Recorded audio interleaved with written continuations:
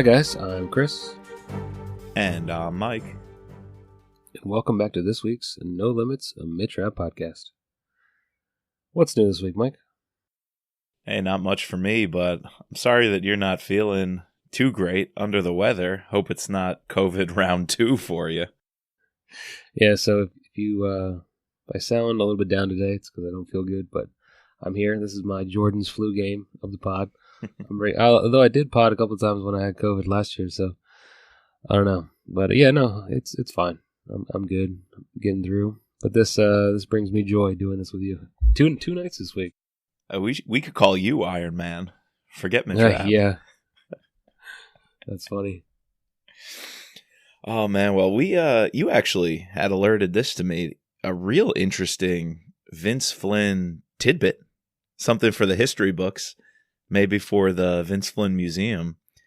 I couldn't believe that article you had sent me of a potential partnership between Vince and another author on a separate series. How'd you stumble on that? It was when I went down this rabbit hole obviously we're gearing up to do like a bunch of pods about, the book series as a whole, whatever. And I was going through the Goodreads again, updating all of our scores, which they've changed since I put them in, right? We had that whole talk last week about Red War's score.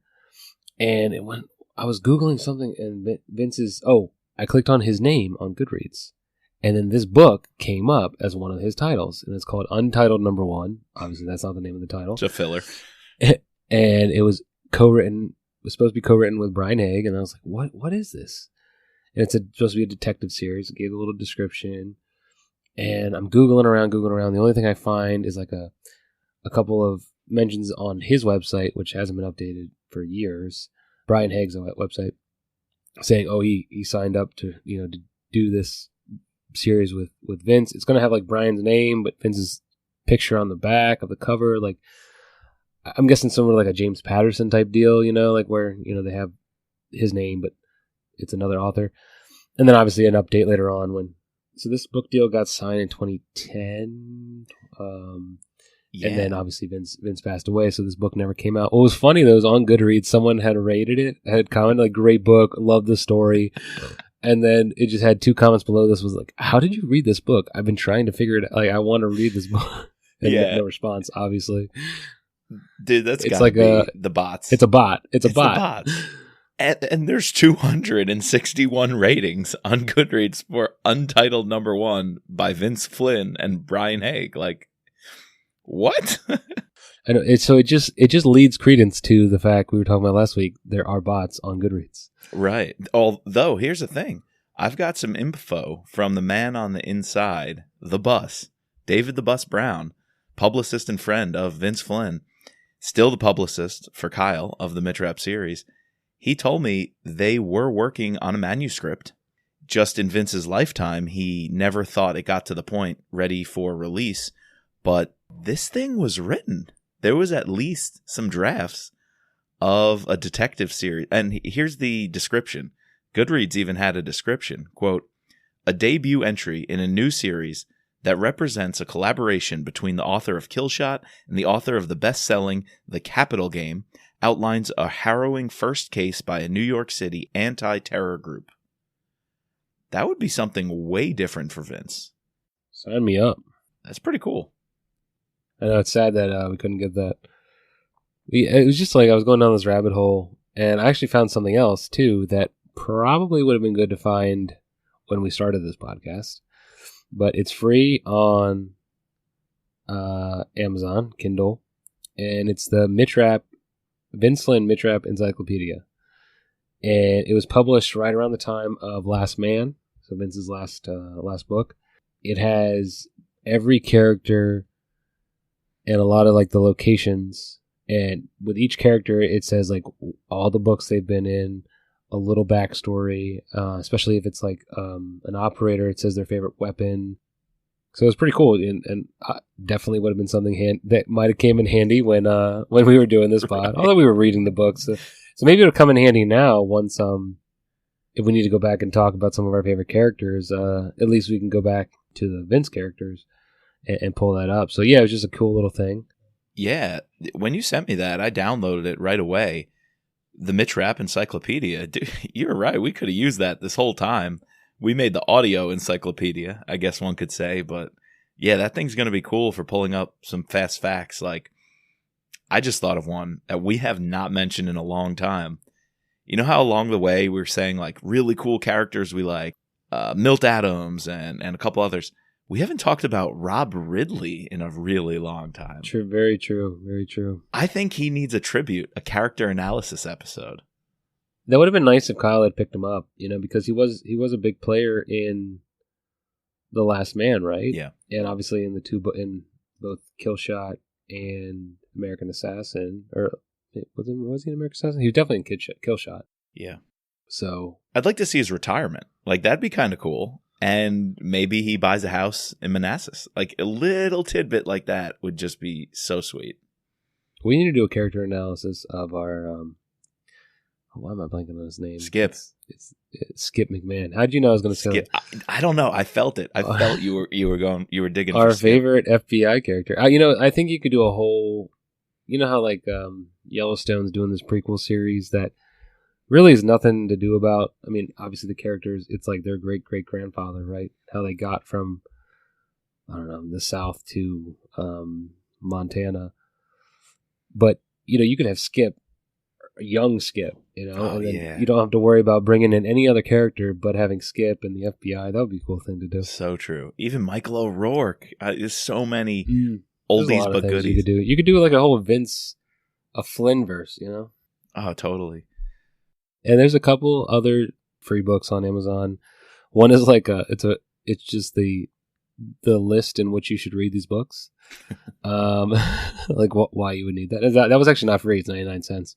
You just Google that. It's what? Why would you buy a 99-cent ebook? Well, the other one that's cool is it's like a bunch of quotes from Vince's books. Okay. So I don't know if you got a chance to check that one out, but that one was pretty cool as well. Nah, I'm the quote master, so I know you're the quote man. Yeah. Well, dude, I think this is going to be a fantastic next couple of months because today we're wrapping up our final book written by Vince Flynn or Kyle Mills in the series thus far.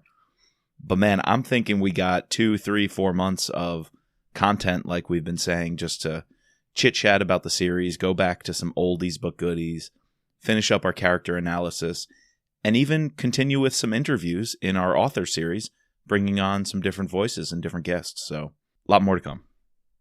Yeah. We'll keep doing it until we feel like there's no more Mitch Rapp stuff to cover. Although there's probably always Mitch Rapp stuff together, but until we feel satisfied. Yeah, until it runs its course. You know, it has not run its course yet. Saying thank you to our fantastic patrons who make this podcast possible. Really incredible update and shout out to our newest patron, Kevin B. He jumped on the Operation Paperback wagon, got involved, signed up as a volunteer shipper, and was able to put 57 books in care packages out to the troops. We also have used the funds from the last few months to send out 5 care packages. We sent an additional 60 books out to the troops, and it brings the podcast total to 460 books donated to troops and veterans. Chris, we couldn't have done it without the patrons. I'm so grateful for them supporting us, allowing us to support this cause. I think next month I got another 40. We'll hit that 500 number. Nice. And so typically you put, 5 to 10 books per package? Yeah. I hate to say it. Depends on the size of the boxes that I have lying around. I would say 8 to 10 per package usually. 8 to 10. All right, cool. So that's like almost 50 packages that we've sent out to different people. That's really cool. Right. Nice. Well, thank you. Yeah, we got one other way to thank our patrons at the end of the month. So just a week or two from now, we'll do our monthly giveaway. And I don't know where I dug this up from. I was going through my shelf. I still had an extra copy of The Survivor signed by Kyle Mills. Oh, we still have one more signed book to give out. I thought we got rid of those back in January. Trust me, I dumped like 70% of my collection, which was taking up 3 shelves. Rosie will gladly tell you about me getting rid of those books. But I saw I had 2 survivors. I was like, wait, are both of those signed? And they were. So we got a giveaway for January. We'll announce that in the next few weeks. If you want to sign up and help out, patreon.com/MitchRappPod. And you'll also get access to our exclusive Rap on Rap series, an extra bonus podcast series. Chris and I shooting the breeze about once or twice a month. All right. Well, you already said it. We are covering our last Kyle book, last book in the series to date, and that is Red War. Which it's really prescient that we are. Is that I'm not good at using these words. Is it prescient that we're reading this book this month, where the talks are currently happening to prevent an invasion of Ukraine? Yeah. And I was listening to both. I'll just do a little. This is important to the story because I'm listening to both the Daily Podcast and the BBC World Service, where they laid out some of the Russian demands. And Russia wants not only Ukraine can never join NATO, but also they have to restrict like some of the other states from joining NATO, like Finland, Mm-hmm.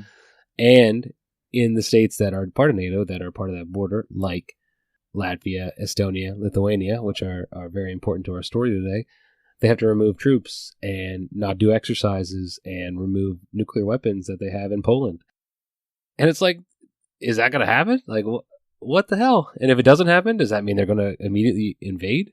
And I was learning that it's important that we don't find out what time of year this book is happening. So again, I'm guessing it must be happening right now or in February, March, because so the podcaster, the correspondent was saying that there's a limited window that he has to invade Ukraine because a lot of this stuffs are covered in ice in late January, February, March. And after that becomes the mud season. Mm-hmm. And so all these heavy artillery, trucks, tanks would just get bogged down in the mud. Whereas when it's icy, that's the best time to invade. And so obviously it's important that if they don't come to an agreement by, I think they're talking today and tomorrow and Friday, I don't think anything's going to come of these talks, but we'll see. So next week we could be talking about an invasion of Ukraine. Jeez. Yeah, I think you're right. It's all posturing, but that's why I teach geography, man. How fascinating is that?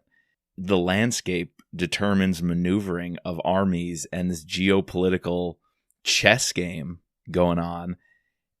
And, like, how do you invade the Eurasian steppe and the Great Plains, stretching across Poland, Ukraine, parts of Russia? It's like, I would have never considered mud, but that's right. Basically the geography and the terrain of Eastern Europe and Russia stopped Napoleon, stopped the Nazis, stopped Hitler, and now Putin wants to go back the other way and reverse course. Did you know that, so because of climate change, right, and the polar ice caps melting and places getting warmer, a lot of those places in Russia that are normally cold, their houses are built on like ice. And now that the ice is melting, these whole towns are just crumbling because the houses start to sink. And I was like, that's crazy. Fake news. Fake news. Fake news. All right. Anyways, that's my diatribe. Hugely fake. I'm really intrigued to get into you. And I don't know if you want to kick it off there. If we want to cover some other stuff first. But to me, I'm just going to say right now, the winner of this book, and we need to bring on someone who's an expert in like military tactics. But Scott Coleman's plan, dude, that him and the SEAL Demolition and Salvage had already set up in these countries. And I'm thinking, like, wait, especially because it's happening now, like, do you think Estonia, Latvia, and Lithuania like have something like this already set up to like they'll essentially ruin their country to hamper the Russian movement, or is that something not realistic? I don't know, but you're right. That was an awesome nugget that Scott's company has been contracted to work with these countries to have essentially a kill switch, a defensive tactic of if you're invaded, destroy the infrastructure, giving the invading army no purpose to go any further. They're not winning any gains by, controlling your territory. Everything's burned, the slash and burn. That was crazy. I would imagine some countries have, a kill switch like that. I know it's a separate region, but Switzerland during World War II, being in the mountains, very difficult to get in unless you have the roads and bridges and tunnels through the mountains that are already established. I definitely know they had a plan that upon some sort of invasion, they were able to self-destruct and implode all the roadways in and out of the country, essentially cutting themselves off. And along with that, having stocks of supplies for X amount of months or years if they needed to isolate, you know? So would the Baltic states have an insurance policy like that? Yeah, I believe it. Another reason why I think so is a big part of the Russia plan, and in this book, Krupin's plan, is the propaganda war. Right. If all of a sudden you don't see the Russians coming in as liberators and going into pristine cities and saying, you know, we're the dominant power now, you know, we control these communities, but instead they see carnage, Russian tanks rolling into already burned out cities, you know, on fire, piles of rubble, it will make their propaganda look like they were the aggressors. You know, they had no conquering photos to show of them leading or building a peaceful society under the umbrella of Soviet dominion. They would just look like the terrorists who came in scorched earth and everything was destroyed. So it would undercut their propaganda campaign as well. Yeah, and there's two things. So I think this is, while the second part of this book has a lot of flaws, and I think like probably the worst part of the second part of the book is everything to do with Rapp, you know, getting, once he gets to Krupin, right? But the build up and the Rapp working, we've never seen Rapp and Scott in like the closest thing that we've come to like a world war, you know, like it's kind of cool seeing. It reminds me of the stories that we got from Thomas Stansfield and how he would go over the Iron Curtain, you know.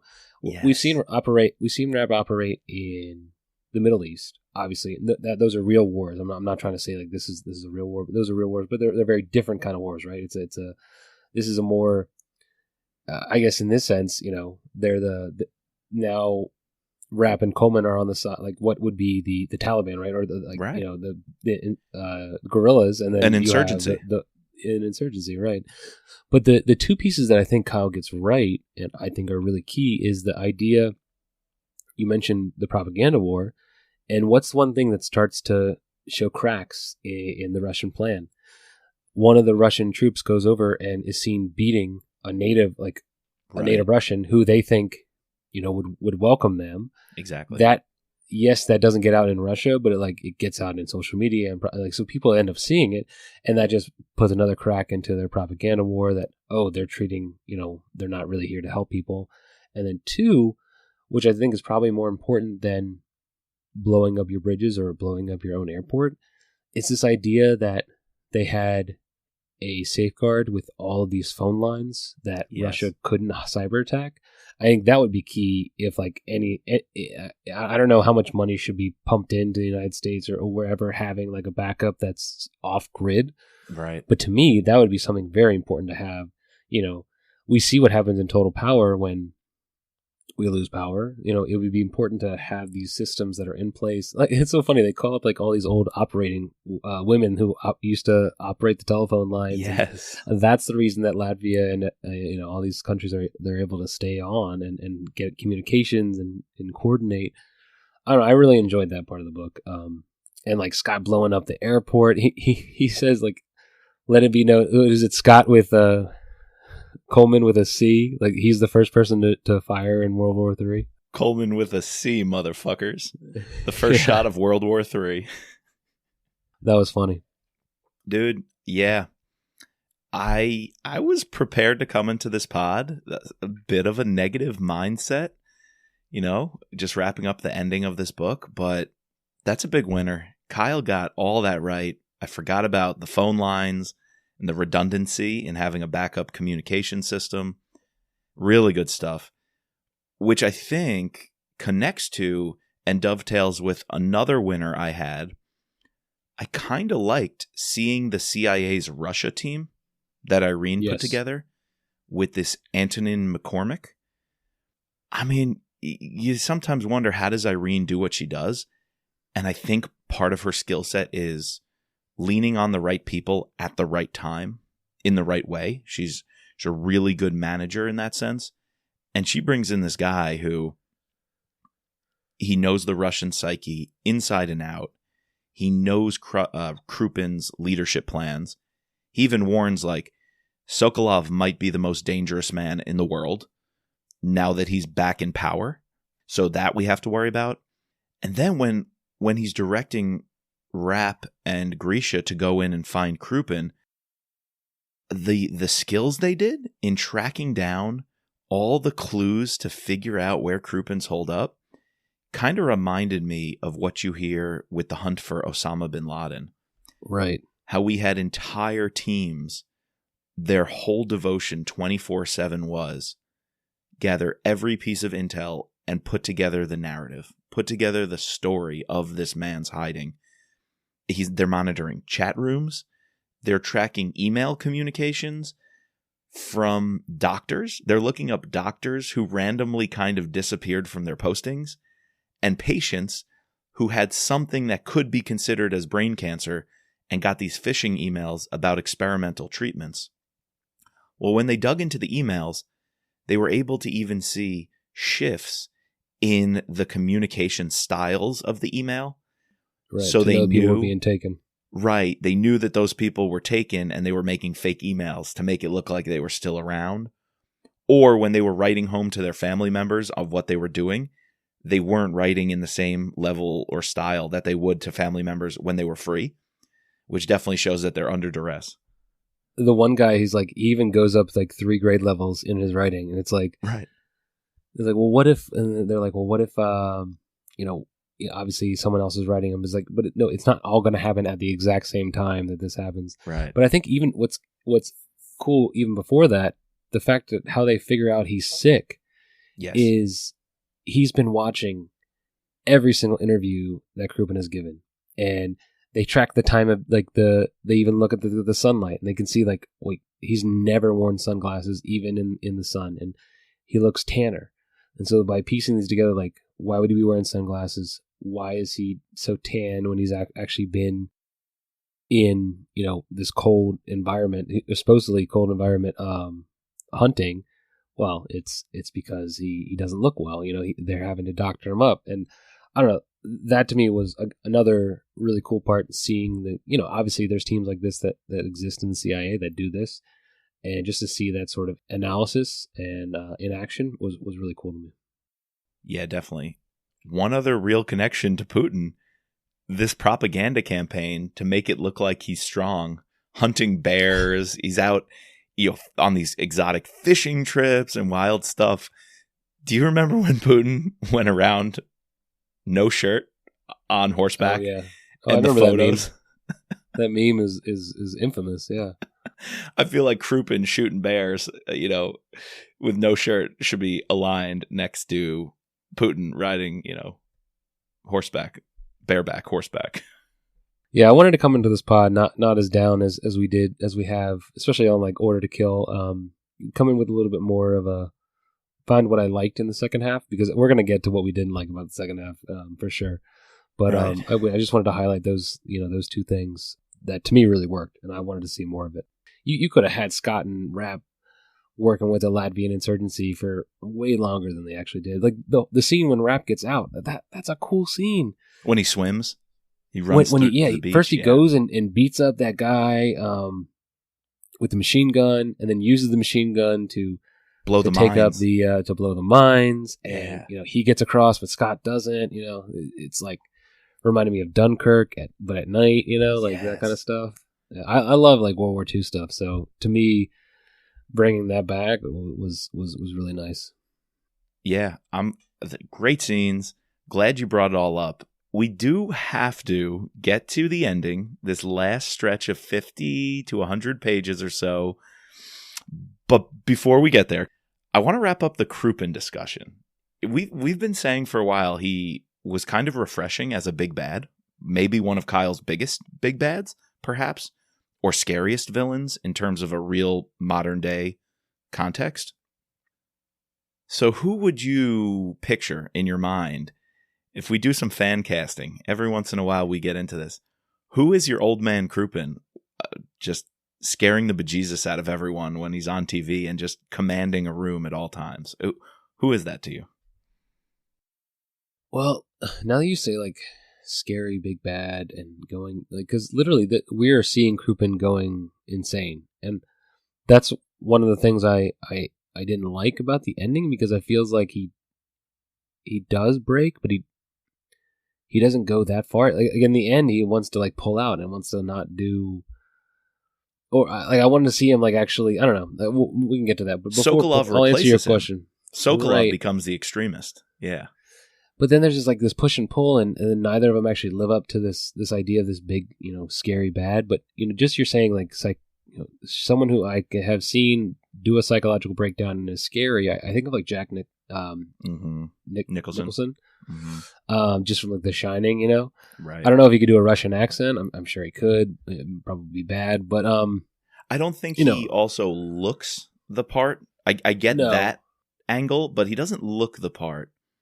Someone who could give us that range of someone going insane. Right. Here's a quote, though, because I want to get some facts about what Krupin looks like physically. So, before you give me some more names, here it is. Quote, Krupin was a bear of a man. 200 pounds of bulk hung on a 6-foot frame. Still solid, but becoming less so every day. His black hair was thick on not only his head, but across his broad chest and back. His entire persona is as a tough guy who scares the shit out of the rest of the world. He's not capable of making Russia stronger, so he has to make everyone else weaker. So you mentioned him before the pod, but Brian Cox from Succession, like I'm just thinking of, and he's been in a lot of stuff. He sort of, especially his character, just put a Russian version of that character from Succession. Would be perfect. I'm also thinking of the guy Ray Winstone, who's been in a lot of things. Most recently, as a Russian, though, he was in he was the big bad in Black Widow in the Marvel series. I could see that. He would be good. Just another Russian big bad that we've seen through back in the day was I just said him, Sean Connery. Right. He's taller than 6 foot, but I could see him. Playing that character, or he's a little bit older now, but like a Robert Redford, he's okay. Played like a stately character, could give us like some depth, but he's like blonde hair. I don't know. He doesn't have the look. No, what about doesn't really have the look. Anthony Hopkins? Oh yeah, for sure. Yeah, he's got that scary factor. Yeah. Here's a one I'm not too sure about. Ed Harris. He's not bulky. He's not bulky, exactly. If he bulked up, up, but Ed Harris is, can some chilling roles. He's got that range. Yep. Yeah, I could see that.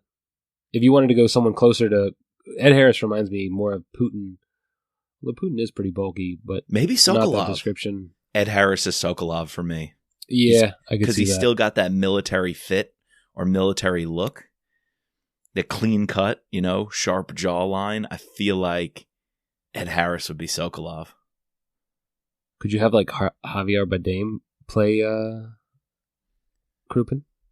Just sounds strange to have a Javier play a Russian, but I know, but like I just think of his character from Skyfall was so creepy. Yeah. Or like I could see Christoph Waltz as Sokolov. Who is that? He's the the guy from Inglourious Bastards, and he was also in the sequel to Skyfall. What was that? Spectre. Yes, I think he would make a Sokolov also. Yeah. I think you're right about that. Well, that's fun. I like doing fan casting. A couple of those names we threw out might work as an aging Grisha too.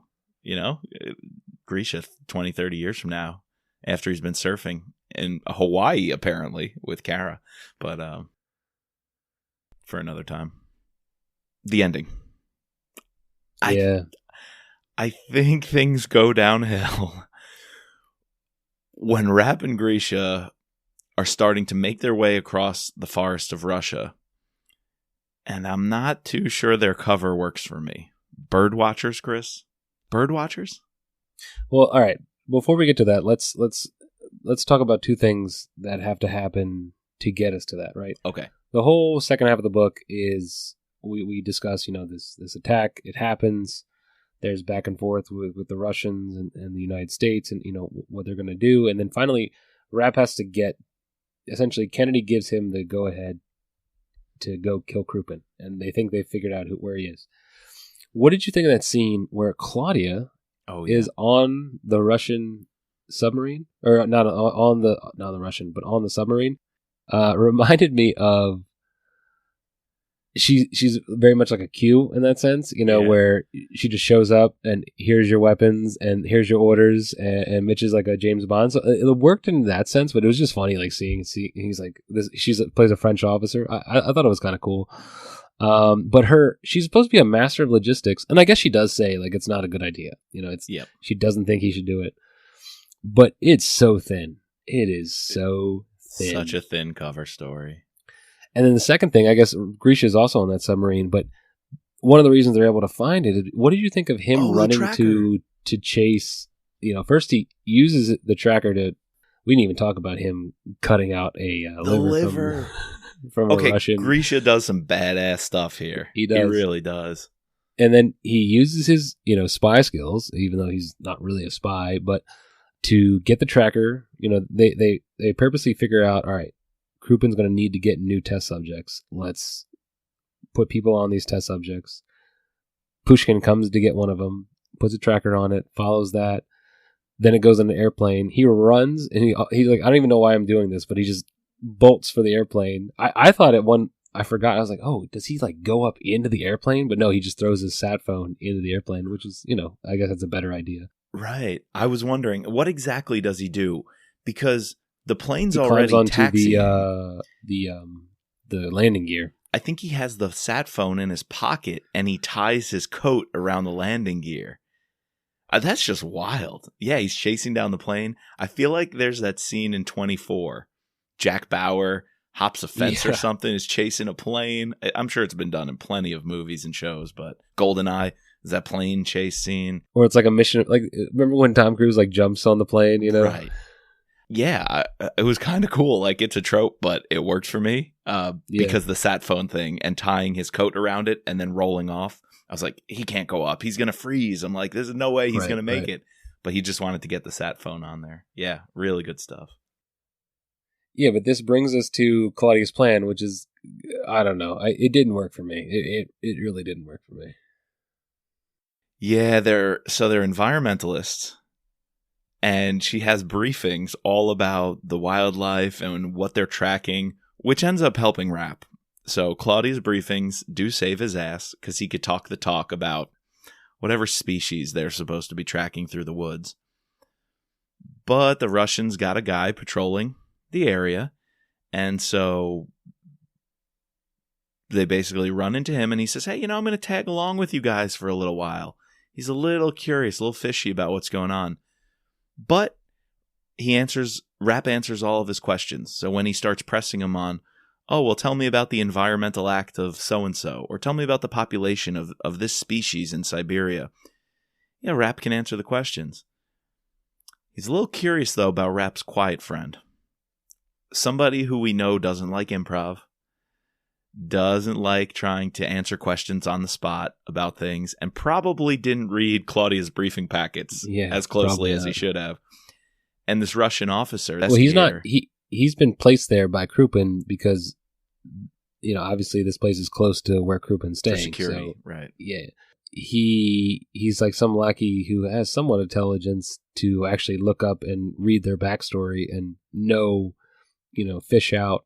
To me, I just, he's like me. If I got placed somewhere and I'm told to look out for suspicious people, I'm gonna dig into what they're studying. So that way, if someone can come up to me and just say, "Oh yeah, I'm here to do this." But the thing that gets me though is that Mitch uses his real name. Yeah, he probably uses like Mitch Cruz, but he uses Mitch. And to think that, all right, Krupin knows that Mitch is probably coming for him. He's probably going to say, look out for this guy's name is Mitch Rapp. And this is the first, yeah, sure, if he doesn't recognize him because from the photos, whatever, the doctoring, but the fact that he uses Mitch, he'd be like, well, I'm supposed to be looking for this guy named Mitch.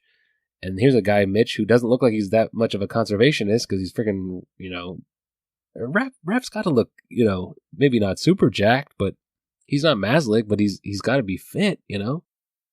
A lot of my PhD friends are not ripped, you know. I have a few, but a lot of them aren't. Let's also be honest. This guy works for Krupin's personal security. He's in the Russian government, intelligence services, or military, whatever. And he doesn't recognize Rapp. Not just his name, not just his looks, but honestly, even his face. Mitch Rapp has been exposed. I mean, I've brought this up many a times. I understand that an average Joe might not remember some guy on the news, I guess now a decade earlier. Separation of power, Rapp's persona, his bio, and even his photo hit the news when that senator and Congressman Rudin, Senator Clark, Hank Clark, and Congressman Rudin had their scheme. They exposed Rapp. They exposed the president authorizing these black ops. Rapp's persona is out there. And how does this guy, and it happens a few times in the series, totally just miss that, not know who Mitch is? Maybe he doesn't make it into the Russian propaganda system. Maybe that doesn't get out there. Krupin security? Come on. I don't know, but see, that's the thing, right? Krupin knew for a while now that Mitch was probably coming for him. Even if it wasn't like a couple weeks, it was at least since he attacked that other guys, the other autocrats, oligarchs' house. So you would send out a memo, you know, to say like, hey, be on the lookout for some guy that looks like this. And maybe even send out a memo of some guy that looks like Grisha, you know. And also, a lot of people know who Grisha. I mean, I guess Grisha is like pretty secretive of who he is, but he had a whole backstory, and he's a pretty prominent figure. You would think that maybe security professionals would maybe they don't know everything Grisha's done, or maybe they didn't even know he worked for Krupin. But I don't know. That's the thing. I mean, I guess ultimately he does like find them suspicious, and is going to try to out them. They have to kill him. It was hard to swallow. It's hard to swallow. The thing is, right, we were talking about coincidences all last week. It's just a coincidence that there's two Americans that are going to be going in to this place in Russia where like World War III is pretty much already kicked off, and they happen to get on the last plane out. Like, yeah, I'm going to be suspicious of any Americans that get in on an airplane, you know, right after all this stuff is kicked off. I don't know. To me, as soon as that happens, if I'm in charge, like, or if I'm Sokolov, right, I'm telling, like, be suspicious of any Americans that are coming in, you know, no matter what. Absolutely. I'm stopping them at the border. You know, I'm not letting them get to anywhere near this site. Do you think it just shows the Russians' incompetence, which is definitely a theme and something Kyle wants to do? Yeah. Too much so. No, I guess that. It's like the coincidences. I'll buy one or two. I'll buy them if there's a couple of lines to write it off for me. So I'll buy Kyle wanting to push the Russian incompetence, you know, disorganization, how they just missed the boat because of how they operate and how their leadership structure is. But to be this was too loose. It was just a little too loose. I feel like it's an untied end that someone like Kyle is usually a lot more tidy about. His storylines check out a bit more than that. And I feel like when we read Vince, I would have never had to suspend disbelief this much and convince myself just to play along. Or if Vince did convince me of something so outlandish and I should play along, the story was so gripping in that moment, I was more than willing to do it.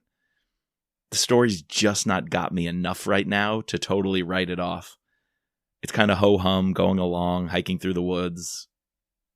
Not that much to it for me. But I think also the previous coincidences hurt this one. You know, exactly. Like if you don't have the ones, like the three that pop up in the beginning of the book, maybe this one doesn't stand out as much. You know, but like now we're like, oh, like Mitch is just running into all these coincidences, you know, back to back. But I think this leads to an overall theme about the ending, how it seems like super rushed, you know, like they have this whole build up and this whole plan, and it's crumbling in on the Russians, and Krupin is sort of, and Sokolov are now at opposites, and Sokolov essentially is committed to killing Krupin, but Krupin wants to now send off a nuclear weapon and picks Copenhagen. Like I wanted him to go even further. Like I that would have been cool to like see, maybe not a nuclear weapon, but like now let's move outside of the Baltics, like let's actually do it, And to me, that interactions between him and Sokolov, it goes to the point,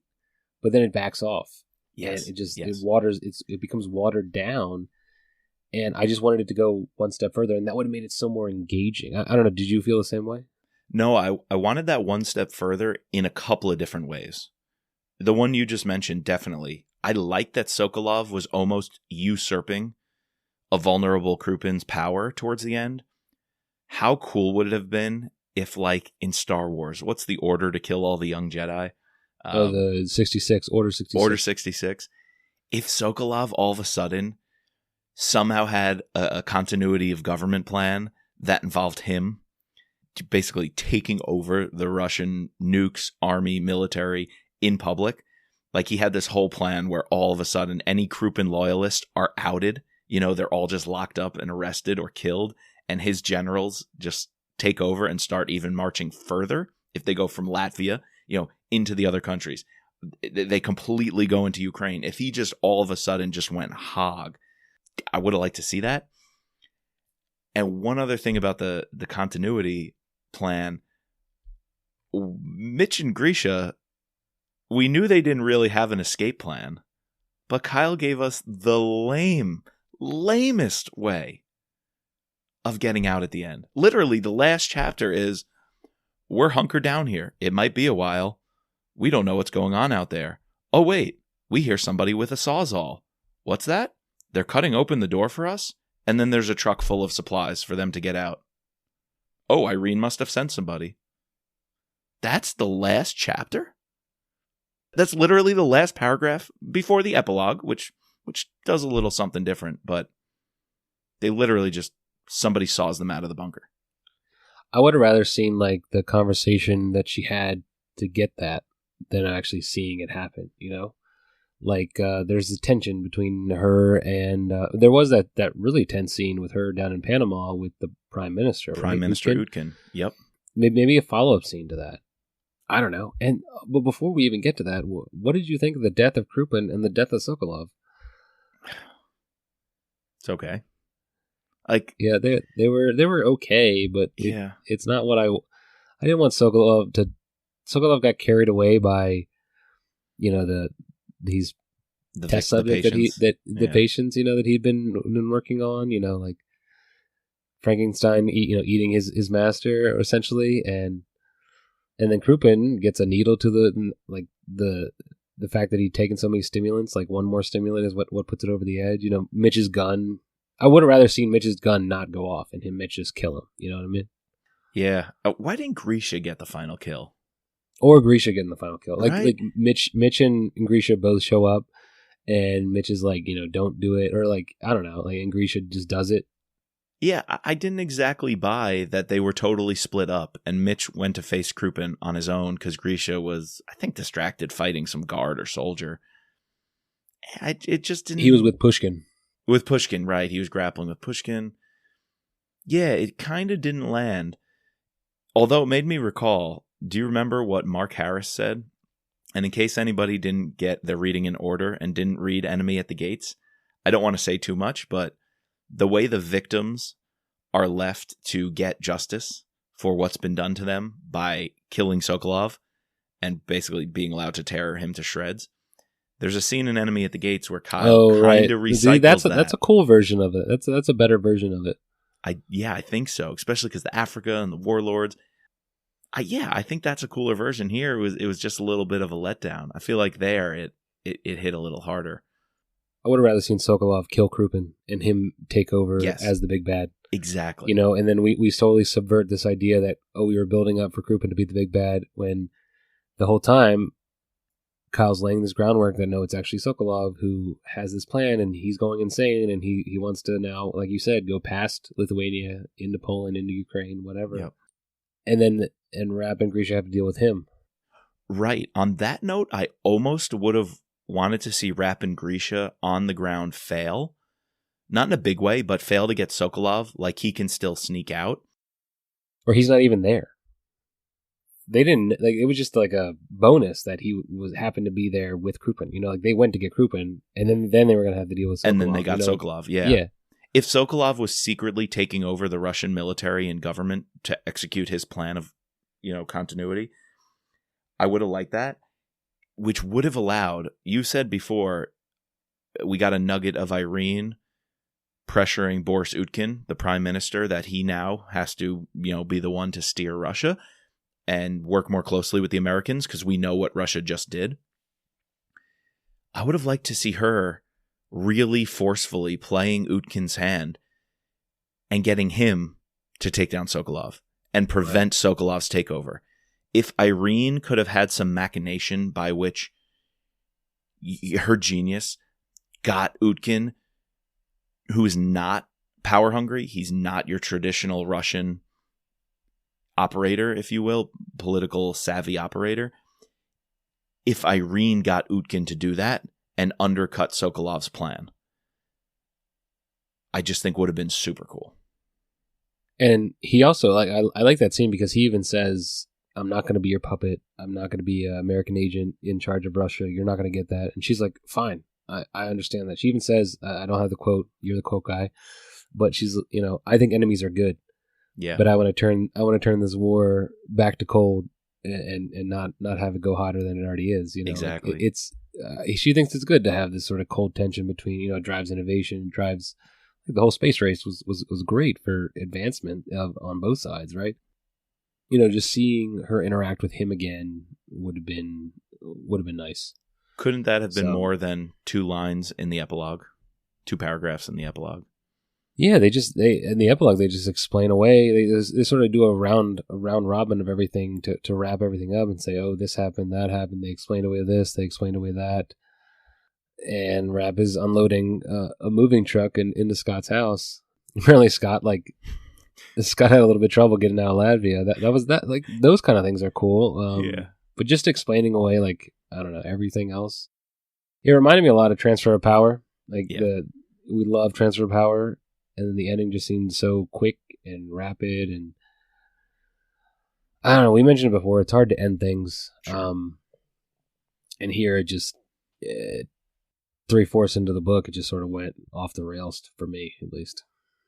There's one other somewhat disappointing storyline being wrapped up. Ends Grisha. Grisha and Kara just get resettled by Claudia in Hawaii. New identity, new home.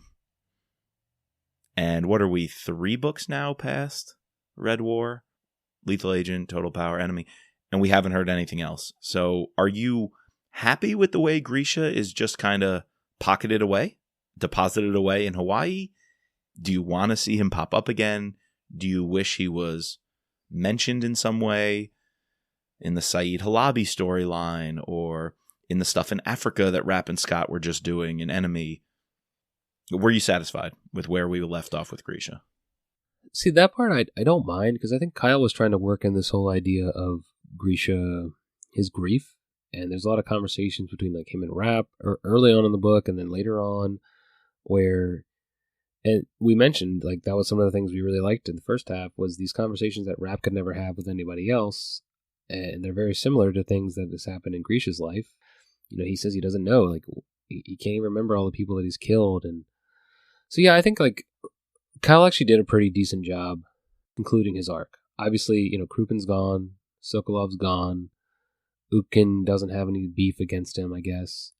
So never hearing from him again is, I'm fine with that. I think like at least that part of the story was finished up nicely, because we got to see like towards the end he was sort of breaking down there. He didn't know what to do with his life, and he obviously really cared about this woman. That he takes a freaking liver out of, he like eyes this guy's up and is like, "What blood type are you?" Though he already knows. Yeah, I didn't really mind that much, on that end. Okay. What about you? Did you feel unsatisfied that we haven't heard about Grisha for a while? I sort of had forgotten about him, or not forgotten about him. I had forgotten about where we ended up with him, right? Because it is a little bit unmemorable. Yeah. I think it left a bitter taste that things just dropped off without too much closure. But the more I think about it, I did appreciate those conversations he had with Rapp, the changes he was undergoing. And I guess this is Rapp's way of paying him back in a sense, which sounds weird because he messed up Scott. But they've each scratched And he each tried to other's kill back. Rapp. And he tried to kill Rapp on multiple occasions. But paying him back in the sense of he knows Grisha has changed. He knows Grisha is caring for Kara. He knows Grisha is seriously willing to go to the ends of the earth for her. He knows he's not going to be doing shady stuff behind the scenes as a killer anymore. He's not Louis Gould. He's going to be able to drop this life. So I think Rapp is saying, I have a chance to let him get out that I'll never have. You know, we've been talking about getting out as a theme on the podcast and for Rapp since Transfer of Power. Maybe by just this cold turkey drop Grisha off the universe is a way of Rapp saying, I'll do what I can for people who deserve it. And Grisha got to the point that he deserves it. And Rapp wants to give him that life. Yeah, and I think it's different than like the end of Consent to Kill where Rapp decides to let Louis leave. Like in that moment, you could see, or at least when we see him again in The Last Man, you could see why he went back. You know, like why Rapp shouldn't have let him go. Mm-hmm. But here, I think it would be a really hard heel turn to now have Grisha come back as a villain. The only time I would ever see Grisha come back is to help Rapp. Can't do that. Is to help Rapp. Can't if do you that. have Grisha come back and be a villain, No. that would be not good. No. Yeah, I agree. The Consent to Kill epilogue, Rapp was the broken man. Yes. And he couldn't get the proper read on Louis, which was he was a pure psychopath who was going to get back into the game. But Rapp was so shattered.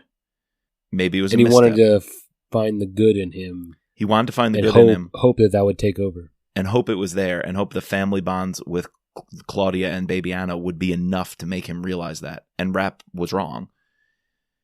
It wasn't enough. Because Louis he was crazy. And he had to die a few books later. He had to. But here, Grisha's the broken one. And Rapp is now on the outside. Rapp is beyond. Rapp has moved on from that.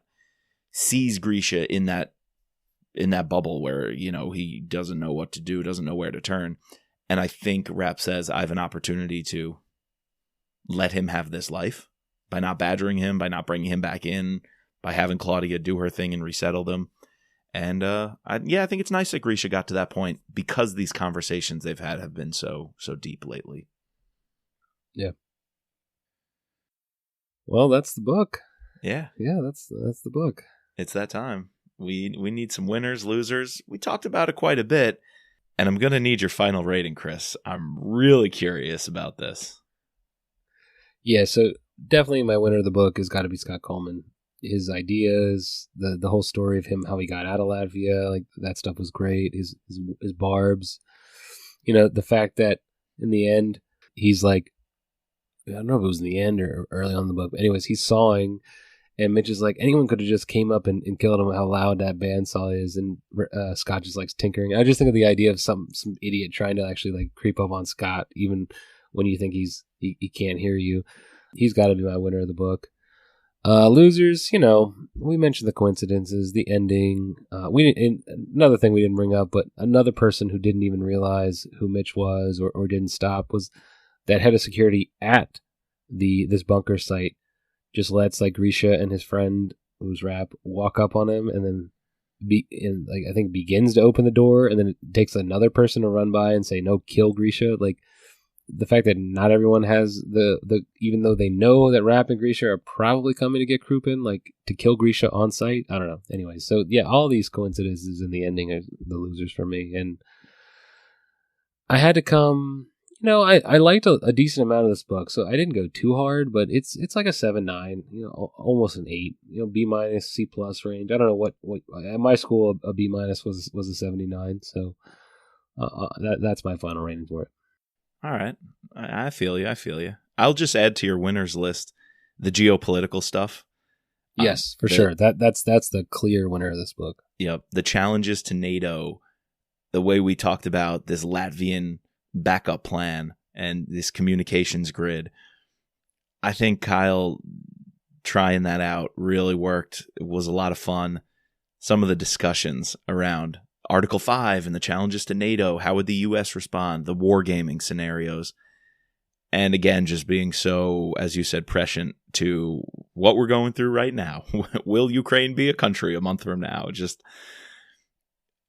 yeah, really fun, really good stuff. I think that conversation, and then some of the badass moments we just went over, Rapp shooting up the minefield on the beach, Grisha securing the sat phone to the plane's landing gear.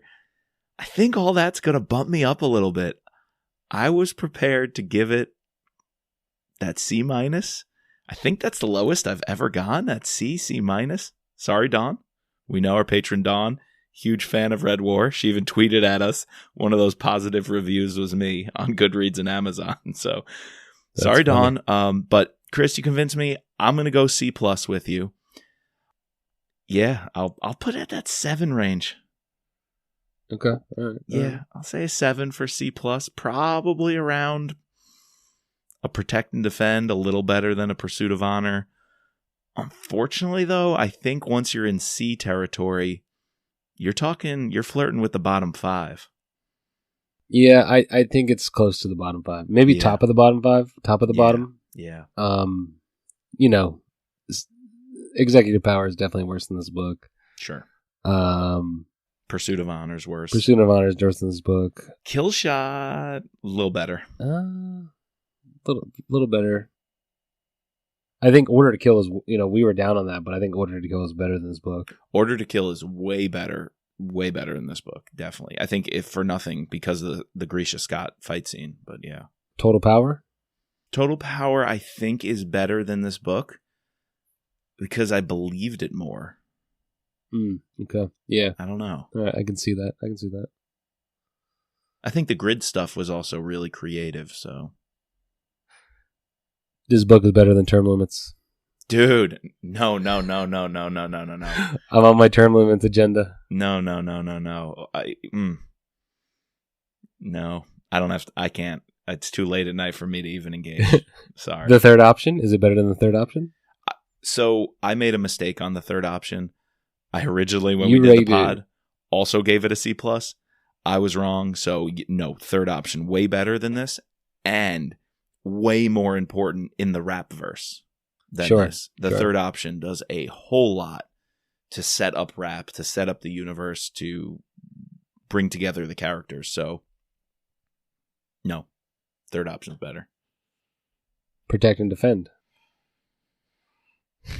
Is that when Kennedy is taken? No, that's yeah, that is when Kennedy's taken. Yeah, it is. That's a little. You gave better it a C+ as well. You gave it a C+ as well. So I think I would have to revisit that one. I like the Kennedy being taken stuff. That's probably the best Ridley part, was though. in that. Yeah, I don't remember much else to it besides her languishing in the cell and Rapp saving her. So I think it was a little better than this. What do you say? Well, you like that one. I did like that one. They're close. Looking at your scores, you don't have anything else that's a C except for Pursuit of Honor. So by that, this would be your second to least favorite book. I know. I need to go back and now that we have actually completed everything, I have like a better sense of how good books, because we're in the moment. I can only really rate it versus what we've read before. Right. And like this is probably suffering from the fact that we've now read everything. We'll have to recalibrate.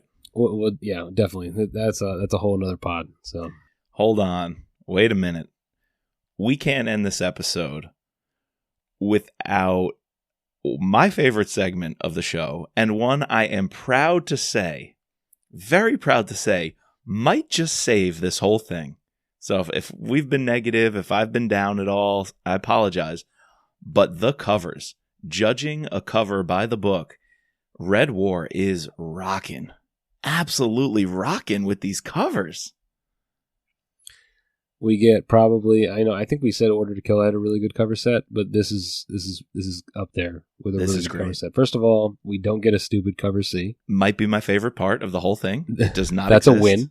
Thank you, Simon & Schuster. If you could prevent cover C from being published in this book because it's newer, please prevent that from happening.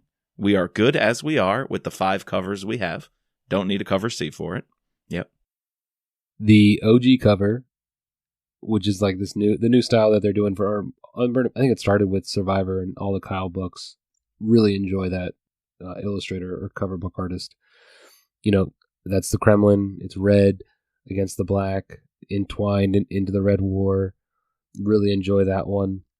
It's really cool, cover A. It's obviously the classic. And I liked it, but then when I saw D, which for me is the Kindle version and the audiobook version, it's basically cover A, but less cartoonish. Less of a cartoon and more of a real-world silhouette of St. Basil's and the Kremlin. And so I liked A, but once I saw D, I was like, oh, it doesn't look as much of a meme as A does. And A started looking too elementary for me. So, yeah, I like them both, but I think D definitely takes the cake for me. And I think D is along those same lines of where they just slap on a silhouette of a mosque or a building, right? Typically some building in Washington, But here, like, this one actually has importance to the story, so right, it works. It works, And then some of the other like artistic ones, the B, which is that's the UK version, right? I'm guessing this is a street in Ukraine, Latvia, some sort of Eastern European country, and I think this would be cool if this is like where Grisha is spying on the old man who's going to be taken, and he's across in one of these apartment buildings. Like that would be really cool to me, or if it's somewhere in Latvia that's they're doing their operation. I just could see it fitting in multiple different scenes. That's why it worked for me. Yeah, so it's so clearly Soviet era, and right. That works for me. And then you drop a Running Man in. Is this the UK version or is this the Running Man? Because you got to have a Running Man. It could be both. I don't know. Typically, you put the UK version for cover B, so I figured that's what it was. This might be the first Running Man that's not in DC. It's usually a DC monument with the Running Man. He's just dropped in there on a snowy street. Yeah, I like it. It works. And there's that light on in one of the rooms in the building. Of the rooms. Yeah. Makes you wonder, what room is it? Who's in there? Is Grisha? Is it Rapp? Yeah, it could fit with a lot of scenes. So I like that. Cover E. That could fit with Sokolov wanting to command the nukes and actually threatening a nuclear strike. You actually see the rockets, the missile heads, pointed and looks like they're ready to be engaged. And in the foreground is a man with a gun, holding a handgun, pointing it to the ground. We've had that before on the German version quite a few times. I feel like that's been a reoccurring theme on the German cover. Yeah, and I feel like showing these weapons, Red War, obviously you're in. I'm guessing that looks like a star, so that's probably some insignia that would go on Russian artillery. So it conveys like what's going to happen in this book. That's a big chunk of this book is this invasion, so it's important. And again, right, I enjoy covers that have some meaning with the actual book. Not a train in the cold. We're gonna have to do a worst cover. Like in our book cover pod, we're gonna have to do the best and the worst. And the train cover may be the worst. Maybe the worst. Oh, there's not a single. Oh my god! Don't even get me started. Love cover C. Cover C. Yeah. No cover C here. Why do you have to bring up cover C when we don't have one? Sorry. For Red I'm War? Sorry. I had to. We don't have one to talk about, so I had to bring up another one. All right. Cover F is pretty cool. And if we're talking about scenes from the book, those helicopters coming in make me think when they're at the Chkalov mansion, that oligarch, and they're interrogating him, pressing him, and the choppers roll in. I mean, I didn't like the coincidence there, but it's kind of cool that you would think to put that on a cover. With a map on the background, looks like an outline, possibly of the Baltics. Almost looks like a military strategy map, where certain encampments or infrastructure might be, like the airports that they blew up. So it could be like a Latvian, the contingency plan, a map of, their targets and their escape. To me, I thought more of when Rapp is on the ground, he sees like the Lithuanian helicopters coming over, or the Estonian helicopters coming over, bringing soldiers into Latvia. That too. Mm-hmm. So yeah, it just, again, makes sense with the story. Yes, so it does. It's a cool cover. Yeah, there's one more thing, because we brought it up with the Latvian invasion. Did you buy the populace moving out that quickly? I mean, do you really think the Latvians, a modern, settled EU, NATO country, rather well developed, the population, both urban and rural, just up and leaves? I felt like the evacuation just felt a little rushed and a little forced as well. I did, but that was a suspension of disbelief I was okay to accept. Like, right. Yeah, it's probably too quick, but I didn't think about that too much. Whereas, and again, I think it's probably because there was other ones that just were so blatant. I don't know, blatant, egregious, whatever, that I didn't really care too much about that. And the insurgency stuff going on was so cool. What Scott and Rapp were doing. Yeah, it just took your mind off of it. It took your mind off of it. Yeah, good point. Good point. That was Red War, my friend.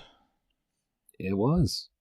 It's been a pleasure. It's been a pleasure and an honor covering all, 21 books, if we include Term Limits?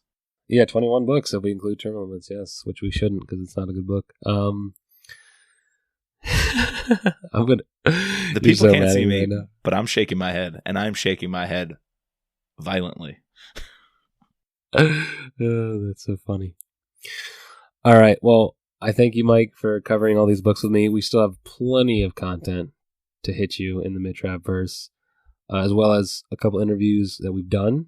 Talked to Jason Piccolo last night. We have that one for you next week, and we have a couple more lined up, so stay tuned for that. We have to thank our patrons, our special operator, Sherry F., our special agents, Kevin, George, Matt, Dawn, Dennis, Piggy, Catherine, Ray, Bridget, Jeff, and Mark. Please subscribe, rate, and review. Reviews, please review us. They help. They mean a lot. You can find us at mitchrappod.com or on Twitter and Instagram at mitchrappod. And as always, just let Mitch be Mitch.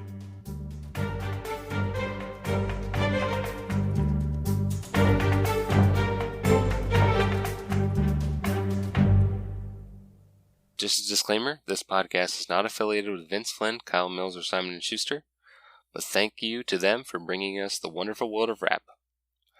And the music soundtrack is Guerrilla Tactics by Raphael Crooks.